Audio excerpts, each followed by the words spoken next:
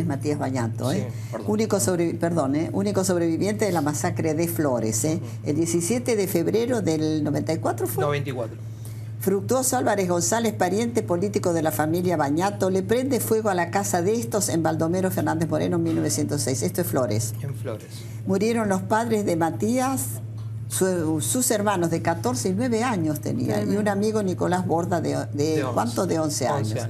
Que estaba ahí porque tu abuela había venido a Mar del Plata, entonces había un lugar, una cama vacía seguramente, destino, y el chiquito ¿no? se quedó, mira qué destino. Sí, el destino, Mirta, porque mi hermanito esa noche se iba a dormir a la casa de Nicolás. No es que solamente estaban en casa porque mi abuela se había ido. ¿Vos eras el mayor, Matías? Yo era el mayor, sí. Tenía 16 años. ¿Y cómo te salvaste vos, Matías? ¿Te escapaste cómo? Por la ventana la ventana. ¿En qué piso estaba? En el primer piso. Primero. La verdad que, bueno, yo tengo flashes, ¿no? La verdad que mucho no me acuerdo porque imagínense que 16 años, estar en una habitación quemándote vivo, con toda mi familia adentro, la verdad que es muy difícil, como siempre digo en todas las notas, ¿no? Poner en palabras lo que uno siente en ese momento es indescriptible. Ahora, yo te felicito, Matías, porque seguís luchando. Hace 25 años que estás luchando. Sí. ¿Pero no tiene perpetua este señor? Sí, tiene lo que mal llamamos prisión perpetua en la Argentina. Fructuoso. Nombre, ¿no? Yo le digo el monstruo. Ni siquiera le puedo decir. Estuvo en España él, ¿no? Él estuvo en España. Había accedido a un beneficio, porque él es español, y había pedido terminar su condena en España. Pero en ese momento, hasta ese momento, las víctimas no tenían ningún tipo de participación en lo que se llama la ejecución de la pena. Que es cuando, digamos, cuando un juicio declaran culpable a alguien, Mirta, pasa a los juzgados de ejecución penal, que son los que tienen que controlar que se cumplan las condenas. Y son los que tienen que decidir en cierto momento si esa persona está en condiciones o no de reinsertarse en la sociedad. En esa etapa de la causa, la víctima era completamente excluida. O sea, más allá de si vos tenías plata o no para pagar un abogado. O sea, no se consideraba parte a la víctima. Entonces los jueces, al no considerar parte a la víctima, no estaban obligados a informar a la víctima de los beneficios que se le daban a esos detenidos. Por eso con mi abuela nosotros nunca nos enteramos que se había ido a España. Para nosotros él estaba cumpliendo la famosa prisión perpetua. Sí, la perpetua. Que en ese momento la realidad, porque esto yo siempre lo aclaro, el ciudadano de a pie, como nos pasó a nosotros, ninguno va sabiendo el Código Penal, ni conoce de leyes, ni sabe lo que es, lo que yo explico ahora, la ejecución de la pena. A mí cuando me lo nombraron, Mirta, yo miraba todo, escuchaba unas palabras tan, supongamos que son 35 años, se va a hacer en los casos graves 10 años más de un seguimiento que va a hacer el juzgado de ejecución de esa persona. La realidad es que siempre estamos hablando de casos graves como este, ¿no? Cuando hablamos de psicópatas, cuando hablamos de violadores reincidentes. Yo considero que el verdadero cambio era haber creado la figura, como pasa en muchos países de Europa, de la prisión permanente revisable. Pero a mí me parece que esto es un proyecto. Sí, por supuesto.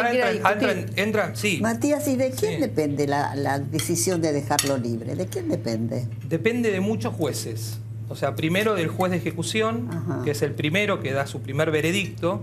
Pero ¿qué pasa? El abogado de él tiene la opción de apelar lo que dice ese juez. Entonces, cuando apela, el juez que decidió, por ejemplo, no dejarlo salir en libertad, tiene que elevar la causa a un tribunal de alzada, es un tribunal superior, que en ese caso es Cámara de Casación. Ahí hay que esperar a ver qué sala te toca, qué 3 jueces te tocan, esperar que decidan. Esto es lo que dijo Patricia, sí es un gran avance con la ley de víctimas. Antes la víctima no podía ser escuchada en casación, uno no podía tener contacto con los jueces de casación. ¿Cuánto cumplió ya de condena? 20 años. 20 años. Y él cada 6 meses pide porque la permite, carcelación. la ley 24660 que decía Patricia, permite cada 6 meses pedir el beneficio. Lo que yo planteo discúlpame, él te amenaza no que te va a matar, él te amenaza. No existe más esa ley, pero como este proceso es anterior, le tiene ese beneficio. Claro, lamentablemente. ¿Te llama y te amenaza? Me amenazó durante el año y pico que estuvo libre. Desde que está en prisión, no. Pero me amenazó, me hacía hasta la forma bien de psicópata de amenazar, Mirta, porque él tenía una forma... No, él tenía una particularidad en sus amenazas. Cuando él llamaba a mi casa, llamaba en un horario donde sabía que iban a estar mis padres y hablaba con su voz y los amenazaba y les decía de todo. Y después durante el día llamaba, que sabíamos que estábamos nosotros solos, mis hermanitos y yo, y por eso yo le digo el monstruo. Nos distorsionaba la voz, nos hacía una voz como de monstruo, y nos decía: se quemaron todos, están muertos. Bueno. ¿Ustedes le debían, tus padres, le debían dinero a él? Lo que tengo entendido, lo que pude averiguar, es que parece que había una deuda económica. Ah, sí.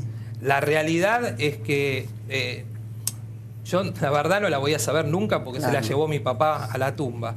Independientemente de que independientemente es lo que iba a decir, ¿no? La verdad que si mi papá le debía $1 o 50 millones de dólares, nada justifica prender fuego a una casa y matar a 3 chicos, ¿no?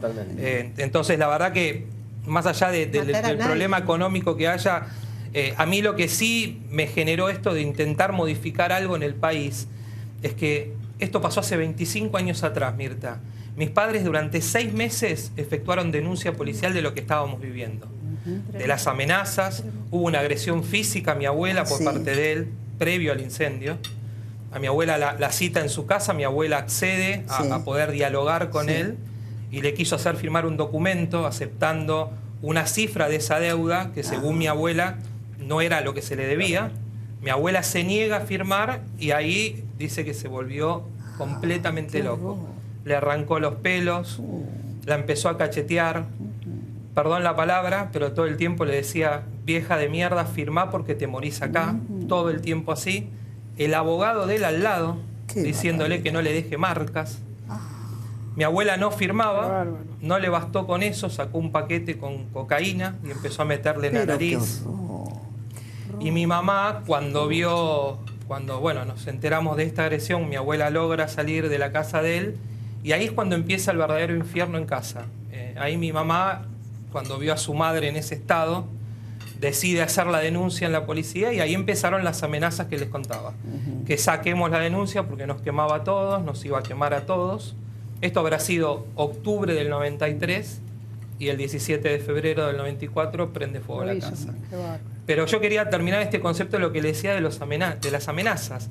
Las amenazas hoy, en el 2019, yo les cuento lo que pasó en el 94, hoy en el 2019, cuesta mucho que alguien le dé bolilla a la denuncia de amenaza. O sea, mucho. La verdad que uno ve... ¿Y qué es lo que vale?